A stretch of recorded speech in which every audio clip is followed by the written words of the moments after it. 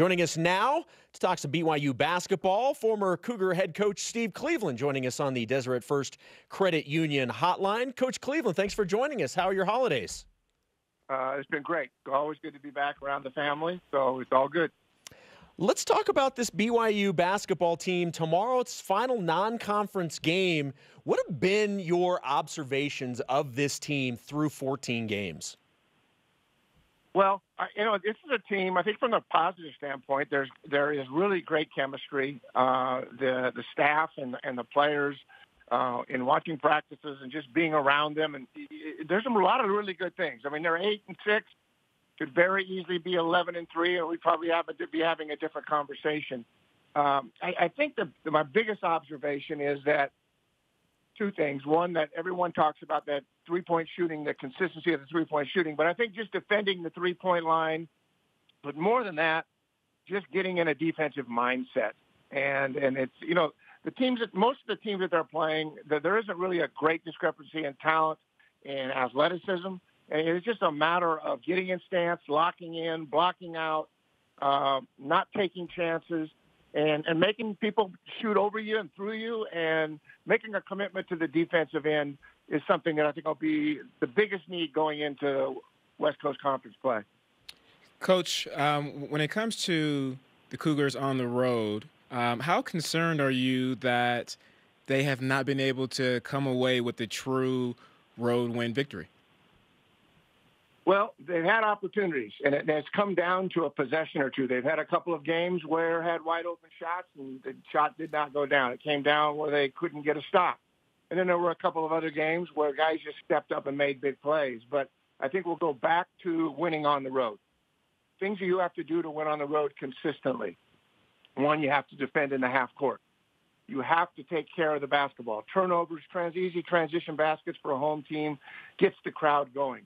You've really got to control the game. And it's not to say that you can't play with pace and push the ball, but you would be ill-advised on the road to come down and shoot early threes when you don't have proper rebounding and have everybody in play. So transition defense, misses and turnovers. I think also winning on the road, the bench has to step up. And there are some players there. They have some depth, but, you kind of continue to look at Yoli and TJ and Jashir. In the game in and game out, they're pretty consistent, but they need to get more play and more contributions from their 4, 5, 6, 7, and 8 guys. To win on the road, somebody's going to have to step up and have a big game that's not expected to. That's a perfect transition into my next question. You referenced the play of Yoli and TJ. Both have been stellar this season. And in the case of TJ Haws, over the last 5 games, playing some of the best basketball of his career. He's averaging about 20 points, shooting the ball very well, almost 60% from the field, and I believe close to 50% from three. What have you seen from both of those two players? What stood out to you? I think one thing, TJ, is he's playing with more patience. He's not in a hurry. You can have control and you can go quickly, but just don't be in a hurry. He can pick his places. He can get into seams. He's drawing contact and getting to the free throw line, and he's not shooting contested threes. I mean, he can shoot the ball from 25, 26 feet, but he just doesn't need to shoot contested. And I completely agree with you. TJ has really, really been solid. I think more than anything, TJ, for him to get to the next level, has to really, really defend. And he's guarding the opposing team's 1 or 2 guards, and he can't get he just can't get broke down off the dribble. But he's played well. Yoli obviously he's been a stud all year. The thing that Yoli is finding, and I think he's going to find it going into conference play, is that his play's been so good that it's deserving of a double team and sometimes triple teams. They play Mississippi State. I'm pretty doggone sure that even though they have pretty significant size, they'll do it different ways. They may go one-on-one, but I think Yoli's going to see a lot of double teams. And, again, if he's patient and can pass out quickly and then repost deep, he'll have opportunities to still get baskets at the rim. And I think that they've seen enough of it now that I think they'll be better. Cougars will be better at that in conference play. But both have had great first halves of the season. Coach, something that has been frustrating for me as a former player and just as an analyst when it comes to BYU football is opponents come in and for whatever reason they have their best games, right? I mean, quarterbacks barely, missing passes, and running backs are running for thousands of yards, and it just drives me nuts.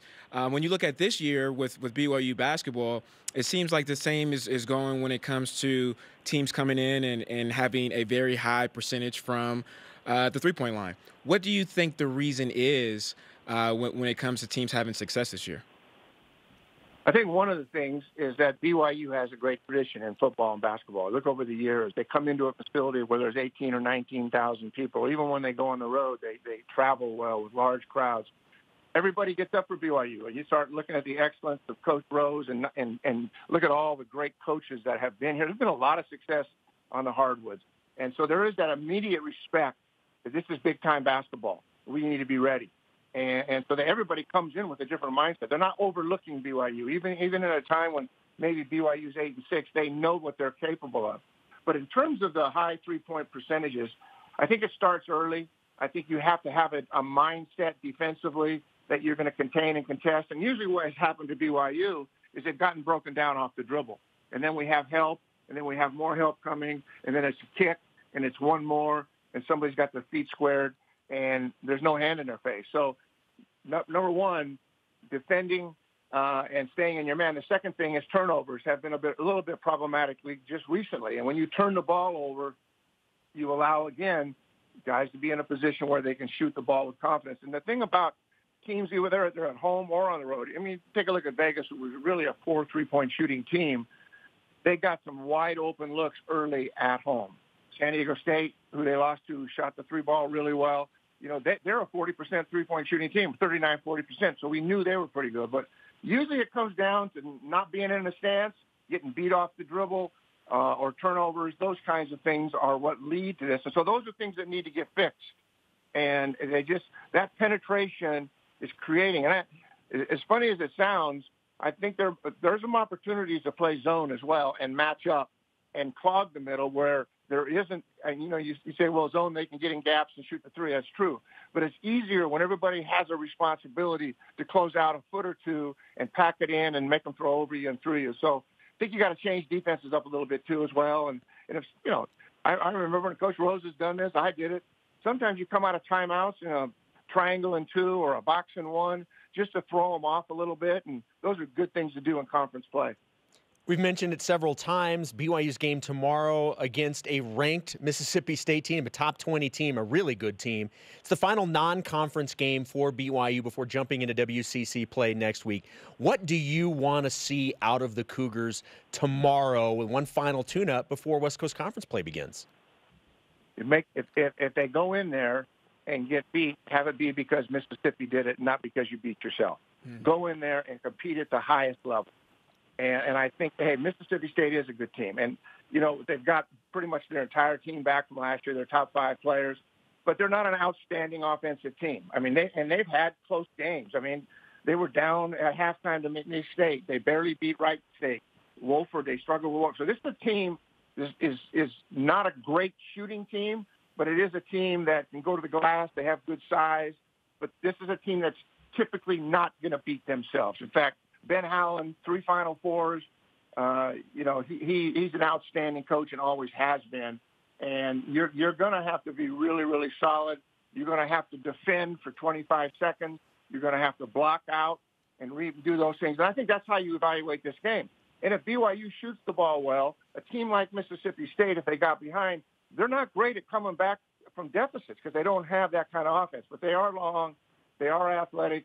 And Coach Howland's going to have them prepared. And I know when I coached against Coach Howland, he oftentimes would double bigs and sometimes cover down on the dribble. I think you're going to see some different defensive schemes from them as well on Yoli. Coach Cleveland, appreciate the time as always. Good to hear that your Christmas was a good one, and hopefully you have a happy New Year, and we will talk to you shortly. Thanks, fellas. Have a good week. You Bye-bye. too. There we go. Steve Cleveland on the Deseret First Credit Union Hotline. Deseret First, your value.